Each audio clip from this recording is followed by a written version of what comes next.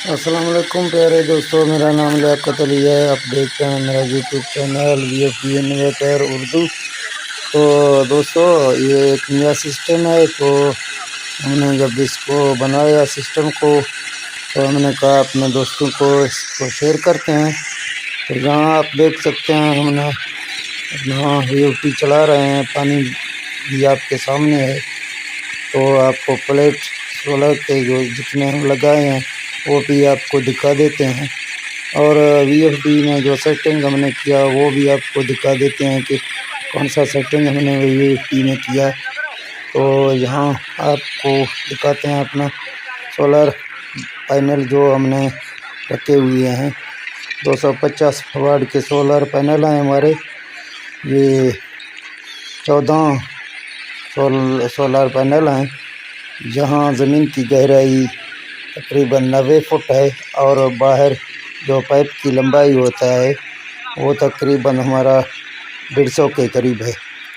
तो आगे आपको VFD में दिखाते हैं कौन सा सेटिंग है हमारा।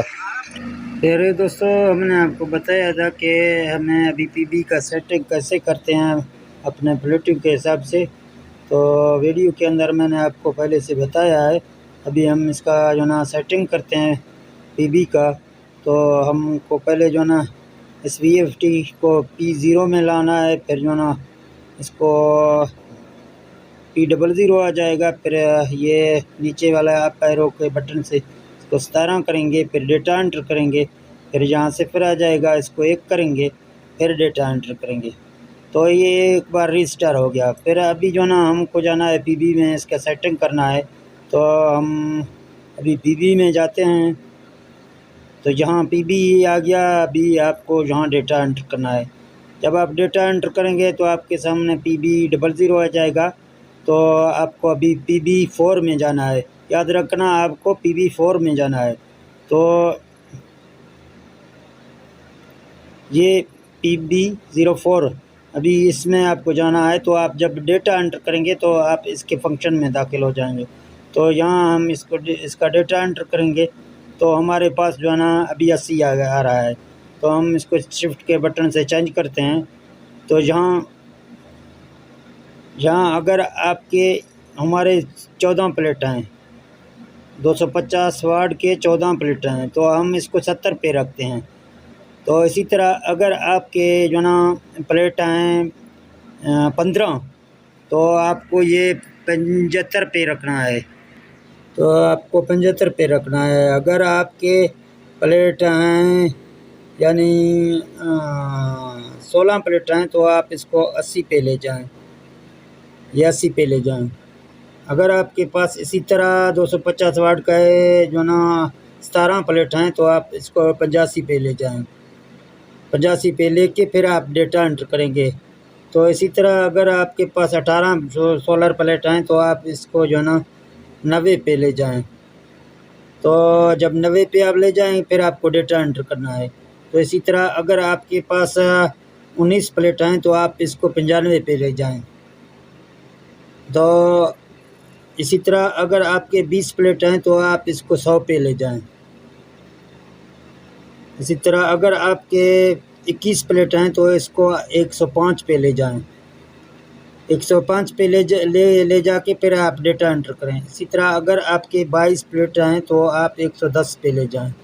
तो ये 250 वाट की है। 22 प्लेट एक साथ एक सीरियल में आप लगा सकते हैं।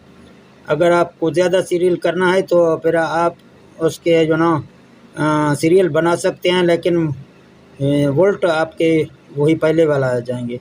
तो इसी तरह ये हमारे 14 सोलर प्लेट हैं। तो हम इसका जो ना जहाँ से इसको हम रखते हैं 70 पे, 70 पे रख के हम डेटा एंटर करेंगे। जब डेटा एंटर करेंगे हमारे पास PB05 आ जाएगा। तो हम फिर डेटा एंटर करेंगे, फिर हमारे पास 4 सिफरें आ जाएंगी। तो हमको ये शिफ्ट के बटन से इसको 5 पे रखना है। ये हमने 5 पे रखा है। फिर डेटा एंटर करना है। PB06 आ जाएगा, फिर आपको डेटा एंटर करना है। 1 आ जाएगा, फिर डेटा एंटर करना है। PB07 आ जाएगा, फिर आपको डेटा एंटर करना है। ये 130 है, आप इसको 150 पे रखें ताकि ओवरलोड आपके पास मोटर में ना आ जाए।